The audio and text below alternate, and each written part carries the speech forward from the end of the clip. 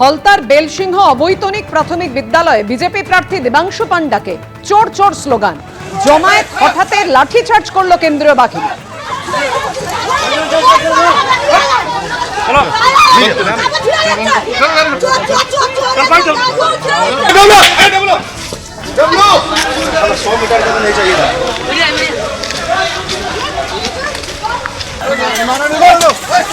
ফলতা ফলতা ফলতা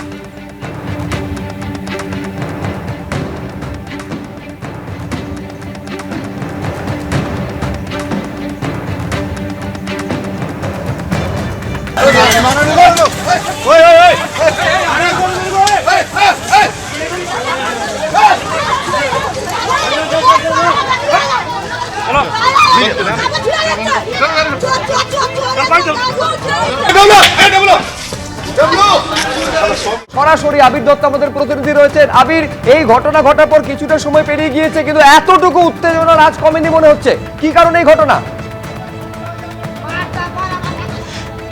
দেখো, একেবারে এখানে যারা রয়েছেন তারা কিন্তু পরিষ্কারভাবে অভিযোগ করছেন যে তারা এখানে বসেছিলেন, তাদেরকে সে মারধর করেছে। কি অভিযোগ আপনার? ক্যান্ডিডেট, বিজেপির ক্যান্ডিডেট এসে আমাদের অনেকজনকে মারধর করেছে। হ্যাঁ, এটা আমার মুখ ফাটিয়েছে, মুখ ফাটিয়ে দিয়েছে। আমরা নিকে অর্জুন সিং মেরেছে। গ্রেফতার চাই, আমরা অর্জুন সিং এর গ্রেফতার চাই পরিষ্কারভাবে। কি থেকে ঘটনার সূত্রপাত? আমরা এখানে বসেছিলাম, উনি আসলো ডাইরেক্ট এসে বললো এখানে কি হচ্ছে এতজন কেন? 7 থেকে 8 জন। আপনারা তৃণমূল? হ্যাঁ, আমরা তৃণমূল কংগ্রেস, আমরা মমতা ব্যানার্জি। 100 মিটারের ডিস্টেন্সে বসে আছি। আপনি দেখুন, এখানে 100 মিটারের ক্যাম্পের রানওয়ে লেখা আছে, তার পাশে বসে আছি, কিন্তু উনি এসে ওখানকার দলীয়। এটা কি আপনাদের ক্যাম্প ছিল? হ্যাঁ, এইখানে ওনার গুন্ডারা এসে এখানে পেটে বুকে লাথি মেরেছে, তৃণমূল কংগ্রেস কর্মীদেরকে বুকে লাথি মেরেছে এবং ঘুষি মেরেছে। এইটা কি অর্জুন সিং এর? আমরা আজকে এই মঞ্চ থেকে দাঁড়িয়ে বলছি অর্জুন সিং এর ফাঁসি চাই, ফাঁসি চাই। আমরা দেখছি পুলিশ এখানে রয়েছে, প্রচুর সংখ্যায় পুলিশও এখানে রয়েছে, কিন্তু যারা বিক্ষোভ করছেন তাদের যেটা বক্তব্য যে তৃণমূল কংগ্রেসের এখানে কর্মীরা তারা এখানে বসেছিলেন তাদের ক্যাম্পে। অর্জুন সিং তিনি প্রার্থী এবং বেশ কয়েকজন এসে তাদেরকে মারধর করে, আচমকাই হামলা করা। আপনারাও এখানে বসেছিলেন? আমি নোয়াপাড়া টাউন টু সভাপতি তৃণমূলের, উত্তর ব্যারাকপুরের সিআইসি চেয়ারম্যান কাউন্সিল। আমরা একদম। আপনাকে কি মারধর করা? আমাকে মেরেছে, অনেক মেরেছে, লাথি মেরে দিয়েছে। আপনাকে কে মেরেছে? সুমন ব্যানার্জি এসে ঠেটিং দিয়েছে, পাশ থেকে একটা বহিরাগত ছেলে দল বল নিয়ে, আমরা জানি না কি তখন অর্জুনদা ওখানে আছে, দৌড়ে এসে পেটে এরকম করে লাথি মেরেছে। একদম আমি তুলতে পারছি না, পা তুলে লাথি মেরেছে না পুরো। মানুষ বলে, মানুষ গুন্ডা। ও আগে টিএমসি ছিল। আমরা দেখতে পাচ্ছি যে তৃণমূলের কাউন্সিলর তিনি বলছেন তাকেও মারধর করা হয়েছে। আপনাকে মারধর যখন করা হচ্ছে তখন অর্জুন সিং কি এখানে ছিলেন?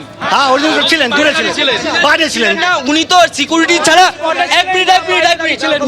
উনি তো সিকিউরিটি ছাড়া বাইরে বেরোতে পারেন না, কারণ সাধারণ মানুষের সাথে মেশার মতন ক্ষমতা ওনার নেই। আজকে কি হলো সেটা কি হয়েছে সেটা তো 4টে, উনি এলে 12টা গাড়ি থাকে, কাজে 12টা গাড়ি দাঁড়িয়ে ছিল তৃণমূল কংগ্রেস কর্মীদের উপর। ইতিমধ্যে আমরা দেখছি একদিকে যেমন কাউন্সিলর অভিযোগ করছেন তাকে মারধর করা হচ্ছে, তার সঙ্গে প্রচুর সংখ্যায় পুলিশ এখানে রয়েছেন এবং এখন দেখার বিষয়, এবং দেখা যাচ্ছে পুলিশের তরফ থেকে এখানে যে জমায়েত রয়েছে সেই জমায়েত সরানোর এখন প্রক্রিয়া চালানো হচ্ছে। কিন্তু তৃণমূল কংগ্রেসের কর্মী সমর্থক যারা এখানে রয়েছেন তাদের বক্তব্য যে তারা এখানে নির্বাচনের জন্য তারা বসেছিলেন এবং দেখা যাচ্ছে প্রচুর সংখ্যায় আরও পুলিশ আসছে। তাদের যেটা বক্তব্য, এখানে যে তৃণমূল কংগ্রেসের কর্মীরা তাদের বক্তব্য তাদেরকে আক্রমণ করা হয়েছে এবং তাদেরকে এই আক্রমণ যে করা হয়েছে সেটা একেবারে পরিকল্পনা মাফিক করা হয়েছে এবং তারা অবিলম্বে শাস্তি চাইছেন। ধন্যবাদ আবির। এবিপি আনন্দ, এগিয়ে থাকে, এগিয়ে রাখে।